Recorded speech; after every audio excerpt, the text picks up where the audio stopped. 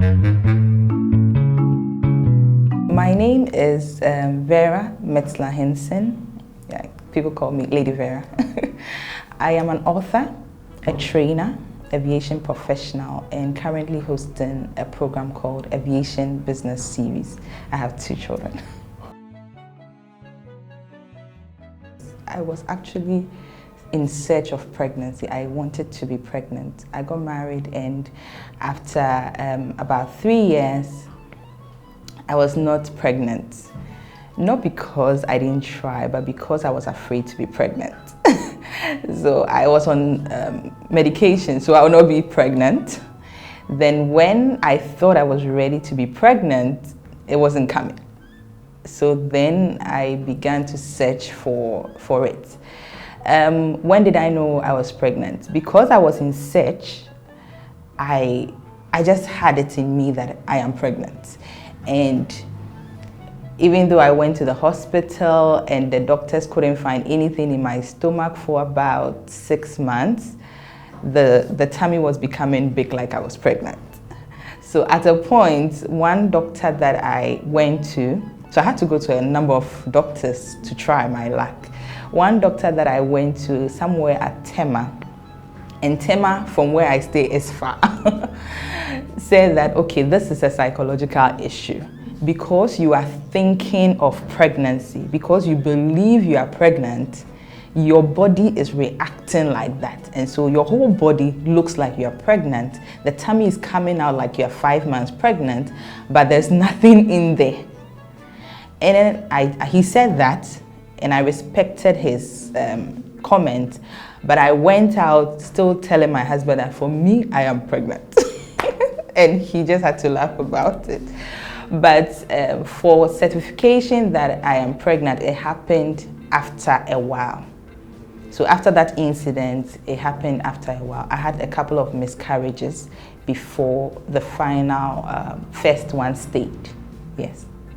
So it's like, doctor said, but you're also saying that you're pregnant. Yeah, it was a battle, but for me, it was life. You decide, you have a choice, so you decide and then you make it happen. If you're a faith person, I mean, you pray, so you hear what God has said and you know that you are pregnant. The doctor cannot see. But what was beautiful about that part of my journey was that because I knew and I felt the pregnancy, although for the doctors it wasn't there, my body reacted to it. I began to buy clothes like that. I would eat in a particular way, responding to how I felt. And I have a very good friend. She's a popular person, so her name is Celestine Donko. And at a point, she had to be crazy like myself. So some mornings she'd just get me watching because I said I'm pregnant. And yes, we had to go through it. She would be praying with me, and then I'll say, oh, I want to have twins. And then she would say, no, let's do one. And we have conversations like that. And she went through the process with me, my husband as well. And then at a point in time, we went to check, and now the doctors found the baby in the womb. But that was after I had miscarried one. So I miscarried when I was in school. That's why I didn't listen to the inner voice, and I miscarried. We didn't have water, and we had to go and fetch water. But just before I went to carry the bucket, I felt like I shouldn't carry the bucket. But I didn't want to leave my friend to carry the bucket alone. And when I carried the bucket, we came back to the room and I felt a sharp pain.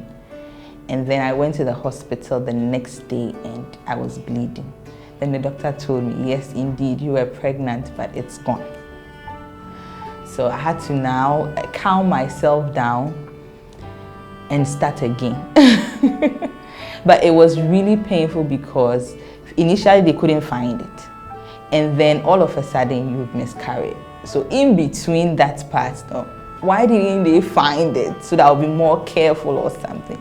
So medically, I don't know and I cannot explain, but it's a story and that's I just have to own the story. but that was it. And then later in 2015, that one, the doctor confirmed I'm pregnant, and I gave birth 2015 December to my first child, a daughter. Yes. So I got married 2012, so 2013 and 2014, thereabout. What I can remember is the baby. 2014 I graduated, so when I was graduating, my tummy had come out a bit. So that was how come I knew that, okay, I was actually pregnant and it's gone or something. Yes, so, but to get another pregnancy in, I really disturbed my husband. I am not a busy type of sex person, but I became busy just so I would be pregnant. So at a point, my husband was concerned that, do you really want to do it or just because you want to get pregnant? And I explained that, seriously, I want to get pregnant because I had miscarried, so I really want to get pregnant. And he was like, okay. So we had to do everything, take medication, be checking. I had to stop wearing heels because my work was a bit stressful. So for aviation people, in the place where I was working, I had to go to the airport early at dawn in the morning, and I was in heels and up and down, so it was stressful. I had to cut down so that my body would be in tune with becoming like a mother. So I had to change jobs a bit, bring down pressure a bit, stop wearing heels, begin to eat healthier and things like that, so that the body will respond better. So that was how we managed it. Yes. I wasn't prepared emotionally for a baby. So marriage, yes, I could get the concept of marriage, two people coming together. I got that concept right for companionship. But to become a mother, I was too busy for myself. I didn't know how I was going to become a mother. You know, when you become a mother, you have to try and slow down because you have to take care of a child. So that concept was difficult for me, beginning of our marriage. So at that time I said that no babies, so that I can try and manage my emotions. And then when I was ready, I said, okay, I want a baby. But I think the one main reason why I wanted a baby was because I didn't want to begin to have pressure from family. I didn't want to have that issue. So I didn't even want it to start before I begin to look for a baby. I mean, it was after 3 years, so I didn't want it to get to a 4th, a 5th, and then they will start asking questions. So I just wanted to have a baby, and then those questions will not come. That was it. So when I started feeling the kicks from my daughter, it was nice. I've never felt something like that before, so it was, it was very humbling.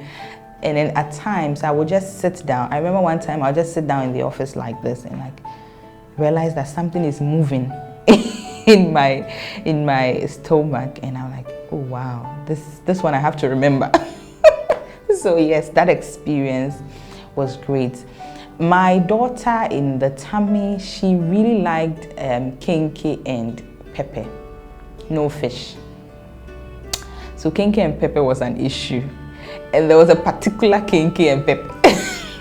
So I had to find that kenkey and pepper.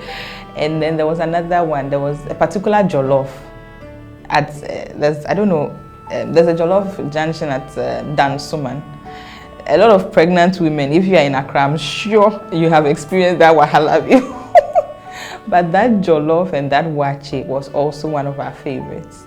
So it was kenkey pepper and then red pepper, not black pepper. I didn't like black pepper, but red pepper, no fish. And then the wache and jollof from Dansuman. Other things, I was increasing in size. Some people, when they are pregnant, they rather decrease, but I was bloating. I became a bit bigger, fatter. So I had to work on clothes.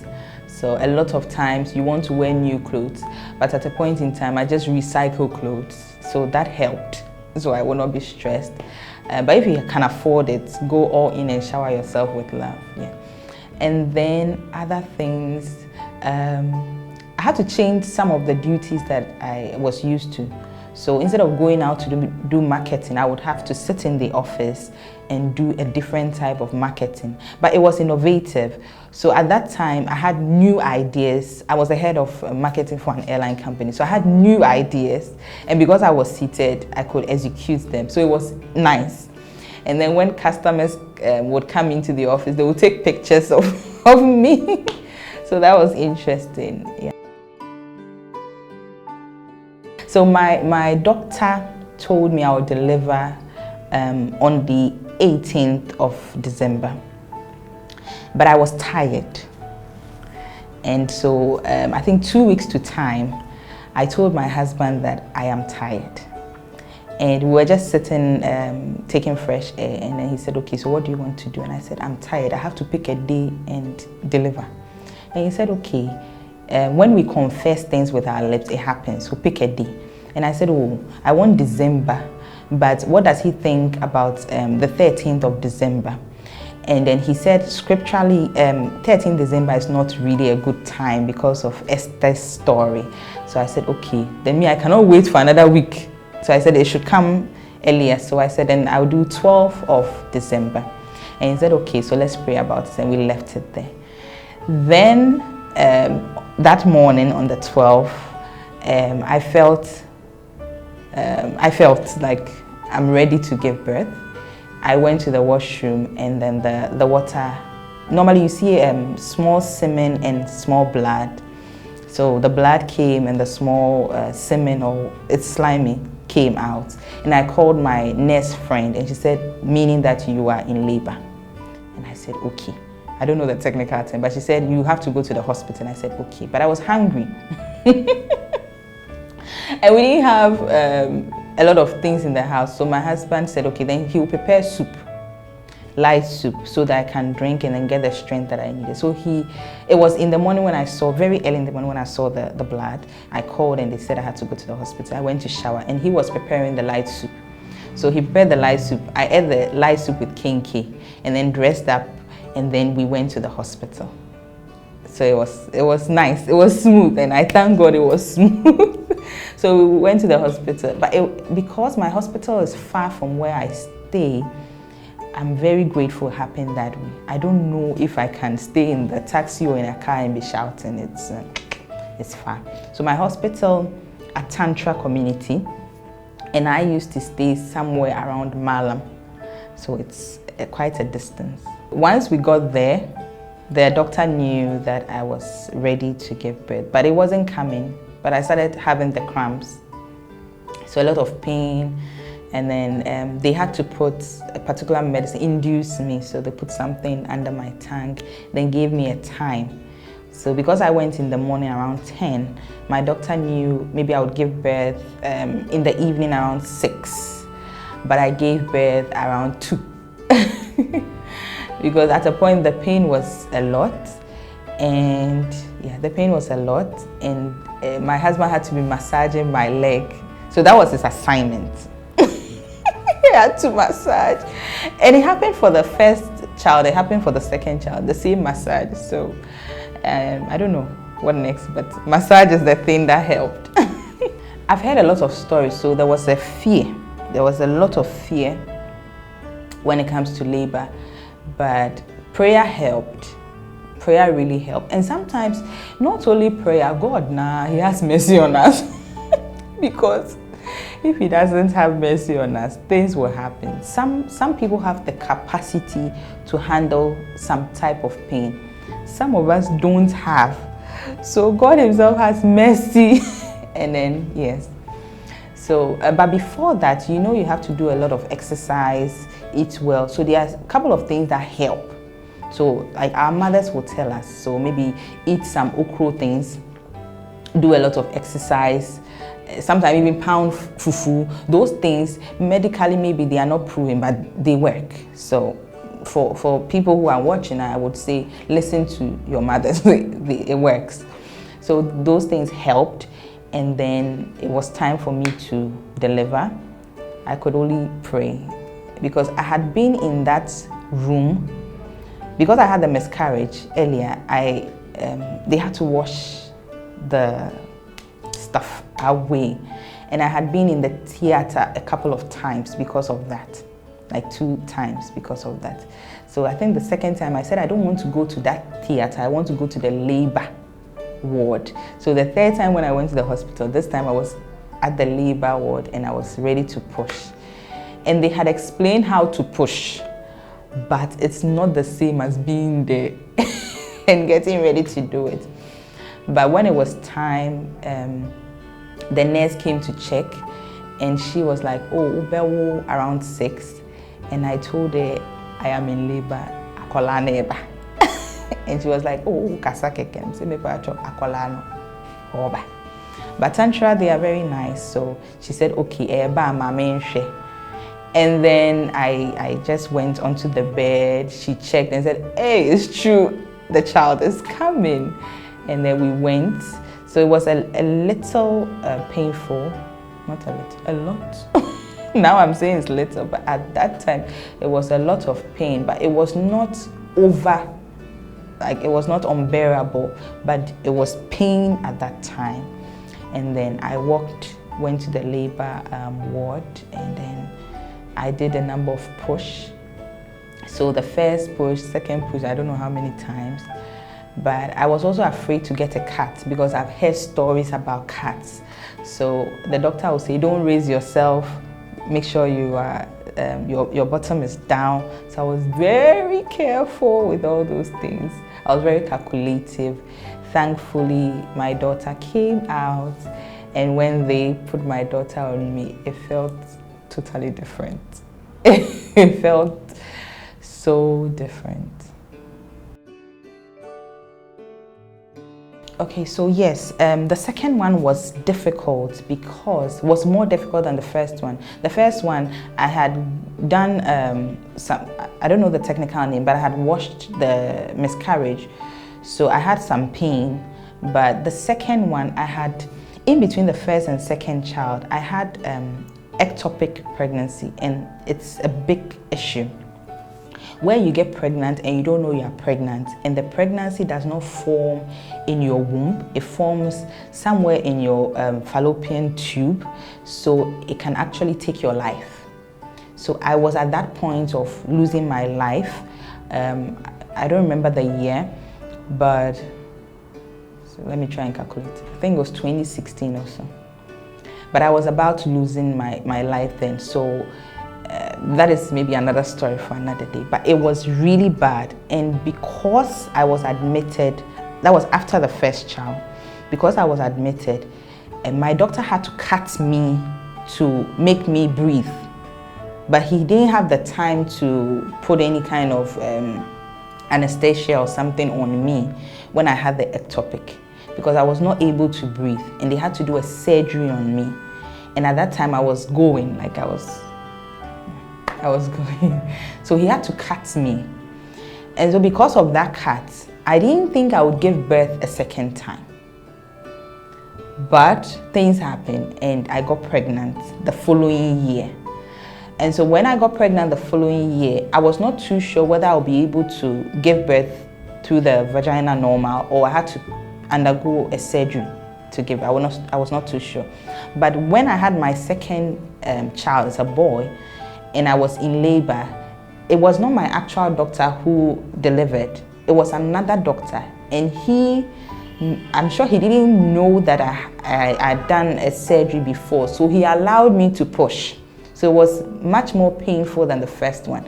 It was after I had finished pushing that he said, have you done a surgery? And I said, yes. He said, why didn't I? I said, me, I won't say. Because I knew that if I had told him, he won't allow me to push. And I was not ready to go under any knife. So that saved me, and I pushed. But it was more painful than the first one. Yeah. So for both my children, my mother is not with me. She's not been with me for a long time. A long time. Even when I got married, she was not here, so it's a long time. She's not dead, but she's away. So, and then my husband's mother is also not here. She passed away. and I don't have female siblings, and I don't have a lot of friends. So it was only my friend, the one who was crazy with me, Celestine, and myself, my in-laws, but I was not too close with a lot of people. So when I delivered, it was my friend that helped. She helped, like, she helped a lot. I was in a lot of pain after delivery. I was in a lot of pain, so she would normally give me this noni juice. That was my painkiller. She wouldn't give me para and all those things. I would take the medical, the abrofudro, but definitely she would give me the noni juice, and that was a strong painkiller. It really helped. So she would do that, and then she would help me to massage at the back with hot water. And my friend is very busy. She's extremely busy, and December is like her peak time. She's all over. But this lady would take time after a show in the evening, still come home. So my husband allowed me to move to her place. She would come home in the evening and still come and massage me. This friend is like, She would make sure I've eaten. When I don't like noise, so when the baby is crying, she would just come and pick up the baby. And her children were around, they would chat with me. So they became my family, and till now they're still my family. So that is what really helped me, the people around.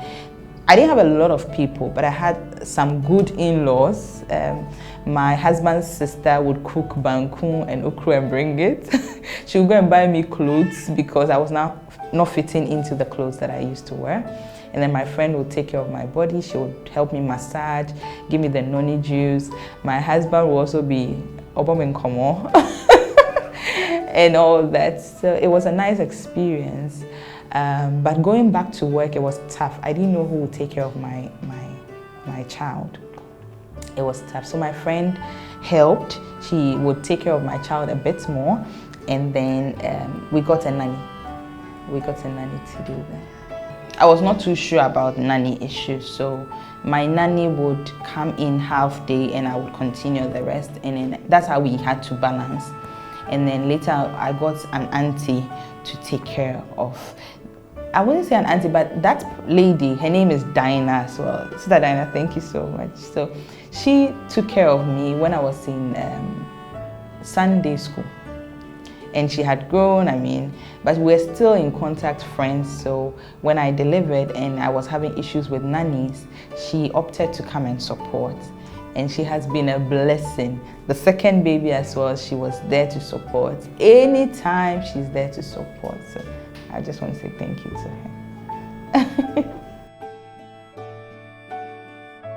When I had the ectopic, that was a scary moment because I had had a first child, and we were having some issues going on at work, and I was due for a particular second type of promotion.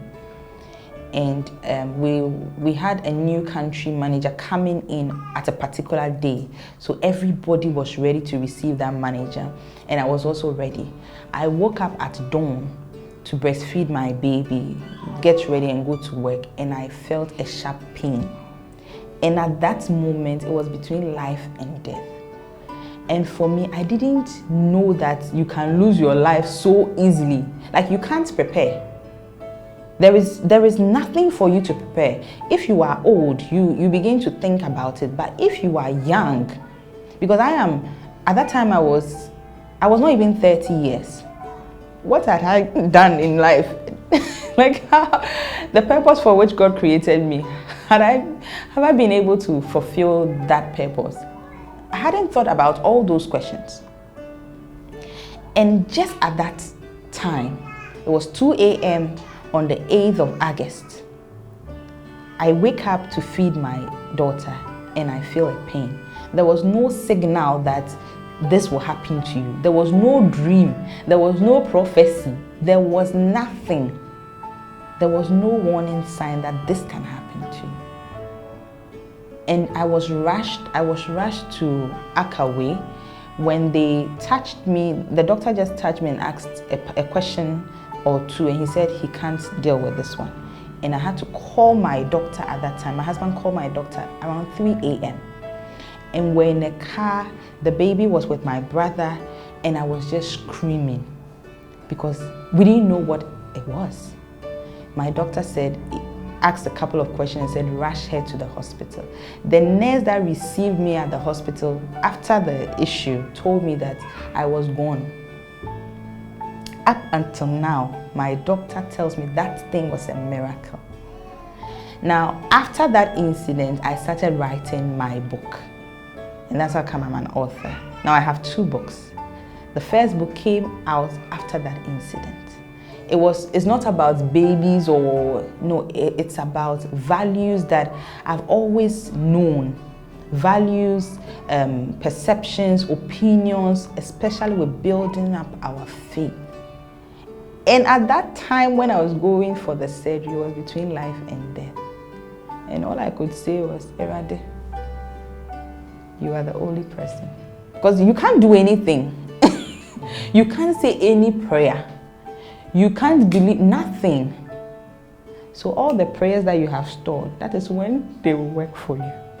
And other people who will support you. So for me, life and death is an issue. We only have today. If you want to do something, do it. Because you don't know when.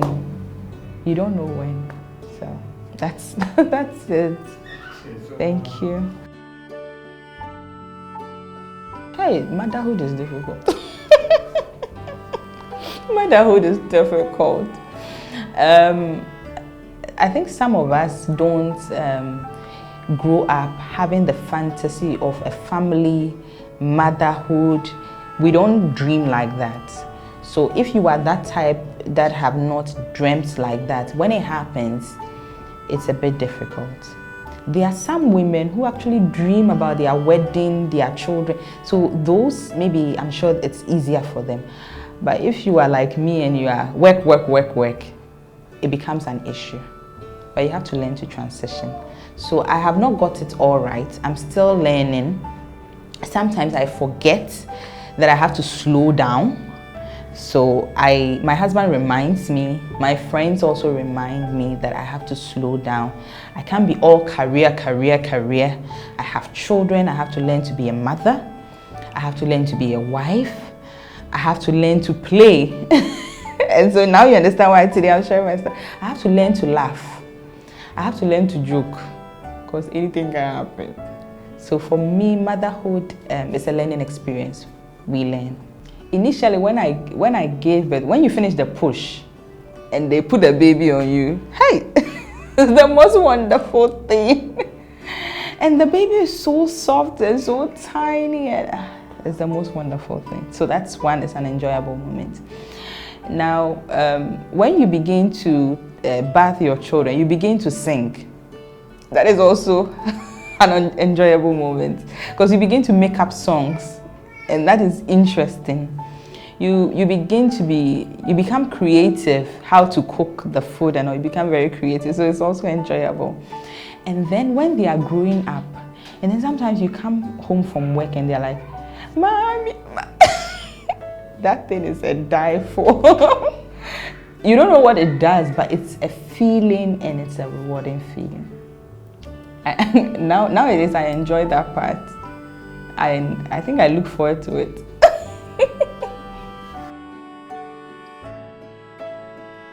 This is the first time I am sharing a personal story out. It's difficult to share your story, but why now? So I have been living my life, no wahala, for so long. And a friend of mine told me about DromoBaby. And for my friend, because I host a program, a professional program, and everything that I do, I'm always serious. Nobody knows the other side of me. Even on my profiles, you would see mother, wife, and then aviation professional and all that. But nobody hears my story. How has the journey been? So one time I shared my story, a bit of the story with her. And she was like, why don't you talk about that part of you? And I said, that part is my personal life. And she said, it's fine to share your story, especially when there are lessons in the story. So I said, okay, before the year ends 2020, with all the wahala in the year and with all the blessings still in the year, I want to give it a try, to share my story, a part of my story. It is not a sad story. So maybe sad, if you are sad, you might not be able to relate with it. But it's a story that looks at faith. It looks at the things that we use our mouth to say. It looks at the people that share and show love to us. And then it looks at being optimistic about tomorrow. There is hope. So that's why I decided to give it a try and share. I'm just really hoping that somebody would also be encouraged to know that she's pregnant, even though the doctors think she's not. I want to thank DromoBaby for this initiative. My name is Vera, and this is new, but I know that what they are doing helps us as African women. We need to share our stories. It's not always negative. We have positive stories. And for me, I want to endorse DromoBaby for bringing out this initiative and for helping us to share our stories and our journeys. They make a difference. I also want to thank my friend, Ama Efriye. Thank you for being my friend. Thank you for pushing me to do this. I believe and trust that somebody will be impacted, just as I keep on saying in my books, but I'm sure somebody will be impacted. So thank you for moving me from my comfort zone. Everybody watching us, thank you for watching DromoBaby.